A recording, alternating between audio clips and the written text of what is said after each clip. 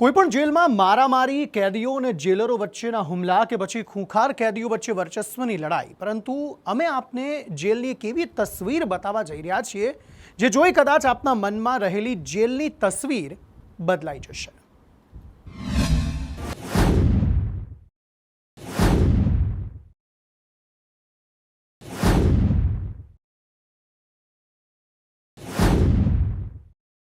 ગુજરાતની કરોડપતિ જેલ। જેલમાં લાખો અને કરોડોનો વેપાર। ગુજરાતની તમામ જેલમાં ક્ષમતા કરતાં વધુ કેદીઓ છે, જેને લઈને હાઈકોર્ટ વારંવાર જેલના સત્તાધીશોને ઠપકો આપે છે। પરંતુ જેલમાં કેદીઓની વધુ સંખ્યા એ જેલ ઉદ્યોગ માટે કેટલી મહત્વની સાબિત થઈ તે આ અહેવાલમાં આપ જોશો। કારણ કે ગુજરાતની અમદાવાદ, વડોદરા, રાજકોટ, લાજપોર, ભાવનગર, અમરેલી, જૂનાગઢ, રાજપીપળા, નડિયાદ અને પાલારા જેલમાં મોટા પ્રમાણમાં ઉદ્યોગનો વિકાસ કરાયો છે। જે જેલમાં રહેલા અંદાજિત 6,000 જેટલા કેદીઓ જેલના કરોડોની આવકના ભાગીદાર બન્યા છે। એટલે કે જેલમાં રહીને કેદીઓ એક રીતે નોકરી કરી રહ્યા છે અને પોતાનું અને પોતાના પરિવારનું ગુજરાન ચલાવી રહ્યા છે। પણ જેલમાં કેટલા કેદીઓ છે તેની વાત કરીએ તો અમદાવાદની જેલમાં 1,757, વડોદરાની જેલમાં 2,433, રાજકોટની જેલમાં 856, લાજપોરની જેલમાં 417, જૂનાગઢની જેલમાં 22, ભાવનગરની જેલમાં 111, અમરેલી, રાજપીપળા, નડિયાદ અને પાલારા ઓપન જેલમાં 30। આપે જે આંકડાઓ જોયા તે માત્ર જેલમાં રહીને ઉદ્યોગમાં જોડાયેલા કેદીઓ છે।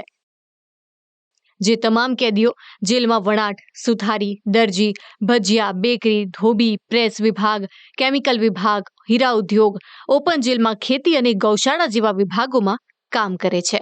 હવે આપને એમ થતું હશે કે જો અંદાજે 6,000 જેટલા કેદીઓ કામ કરે છે તો જેલ ઉદ્યોગની આવક કેટલી હશે? તો તેના ઉપર નજર કરીએ।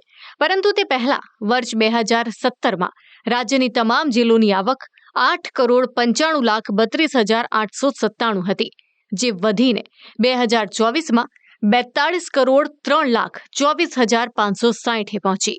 એટલે કે 8 વર્ષમાં જેલની આવકમાં 6 ગણો વધારો થયો। અત્યાર સુધીના આંકડા ઉપર નજર કરીએ તો 2017-18માં 8 કરોડથી વધુની આવક, 2018-19માં 26 કરોડથી વધુની આવક, 2019-20માં 27 કરોડથી વધુની આવક, 2020-21માં 11 કરોડથી વધુની આવક, 2021-22માં 27 કરોડથી વધુની આવક, 2022-23માં 40 કરોડથી વધુની આવક અને 2023-24માં સૌથી વધુ એટલે કે 42 કરોડથી વધુ આવક થઈ।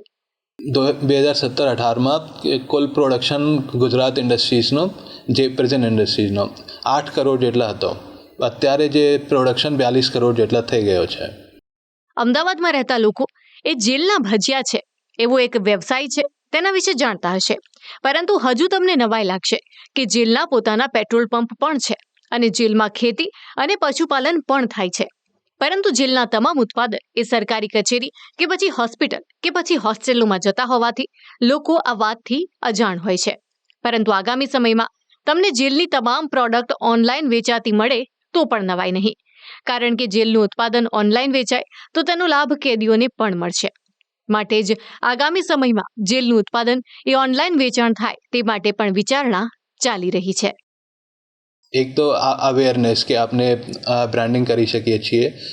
બીજી વસ્તુ છે, આપણે ઓનલાઈન આ પ્રોડક્ટની લિસ્ટિંગ થઈ શકે છે અને આની આપણે કોશિશ પણ કરી રહ્યા છીએ કે આ ઓનલાઈન લિસ્ટિંગ થઈ જાય, જેથી કે જે પણ ખરીદનાર વ્યક્તિ હોય અને જે પણ ખરીદવાનો હોય આ ઓનલાઈન ઓર્ડર કરી શકીએ છીએ કે કેમ કે આજની સમયમાં ज़्यादातर જે કારોબાર છે આ ઓનલાઈન થઈ રહ્યો છે, તો ઓનલાઈન લિસ્ટિંગ થઈ જાય તો આ પછી આપણે જે પ્રોડક્શન છે આ પણ પર વધી શકે છે।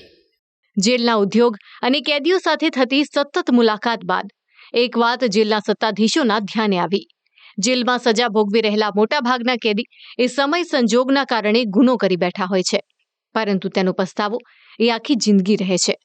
પરંતુ જેલમાં લાંબો સમય વિતાવ્યા બાદ જ્યારે સામાન્ય જીવનમાં તેઓ પરત ફરે ત્યારે સમાજ તેમને સ્વીકારે અને પોતાનું જીવન તેઓ નવેસરથી શરૂ કરી શકે।